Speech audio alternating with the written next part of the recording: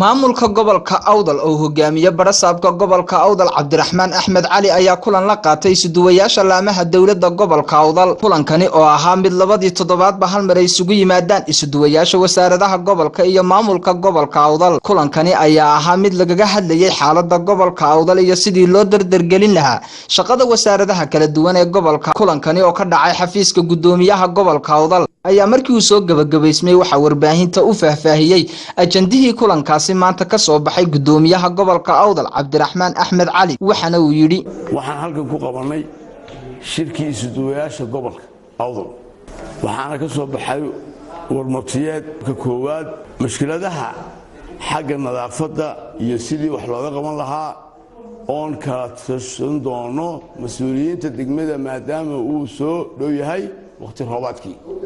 laba in dhammaan NGO iyo cid kastoo shaqo ka qabanaysa inay soo maraan wasaaradda la leeyihiin laan ministerka u yihiin iyo maamulka gobolka waxay marka hore iska soo ribood gareynaysaa soo galaysa xarunta gobolka annaga u dirayna marka halka hadii emergency yihiin annaga tilmaamayna hadii wasaaraddu ku xiran yihiin oo laan minister yihiin wasaaraddoodii baan u dirayna laakiin la iskama soo geliyo lagama bixi karo degmooyinkeedana looma bixi karo annaga oo aan ugu fasaxno mooyaan in la ilaaliyo waqtiga shaqada xukuumadda suduwayaashu anaguna waa ka badbaadnahay waqtiga shaqada in la ilaaliyo oo xafiiskiisa nin walba laga helo waqtigii shaqada la soo geliyo insha Allah billahi kariim waan ku kormeeri doonaa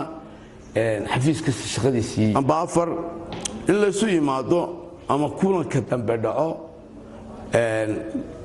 12 bisha afraad oo ah khamiis laaf kadibna ay ahaan doonto khamiis laaf lana cayimi doono marka kastoo shirka la qabto shirka ku xiga waqtigiisa la cayimi doono inta ayaan isla garanay isku soo wada duubo gudoomiyaha gobolka Awdal Cabdiraxmaan Axmed Cali ayaa dardargeliyay kulanada xog waraysiga ah ee uu la yeelanayo muddada uu joogo isuduwayaasha wasaaradaha gobolka Awdal waa Cabsalaan Bashiir Faarax Cabsalaan Saaha telefishinka qaranka Jamhuuriyadda Soomaaliland magaalada Boorama